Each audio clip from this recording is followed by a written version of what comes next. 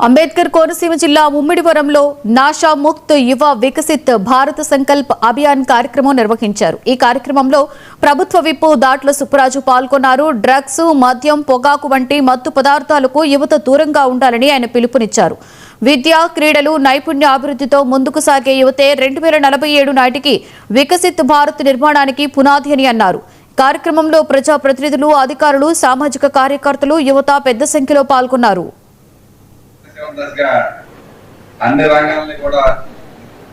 రంగాల్లో మన దేశాన్ని మొదటి దేశంగా తయారు చేయడానికి ఆయన కఠోరమైన నిర్ణయం తీసుకుని మన దేశవ్యాప్తంగా ఎన్నో మంచి కార్యక్రమాలు చేస్తాం। దాంట్లో భాగంగా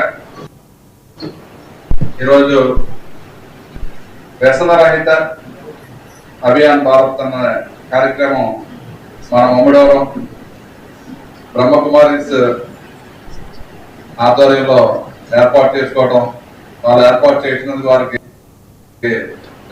ఇద్దరికి కూడా ప్రత్యేకమైన అభినందనలు। మరి ఈ కార్యక్రమంలో పాల్గొంటున్న మన ఇద్దరు డాక్టర్ గారికి, గారికి, సిఏ గారికి, అశోక్ గారికి, వివిధ ప్రజాప్రతినిధులకు, పాత్రికేయులకు పేరు పేరు నమస్కారం। పిల్లలందరికీ కూడా మా ఆశీస్సులు। ఏలూరు జిల్లా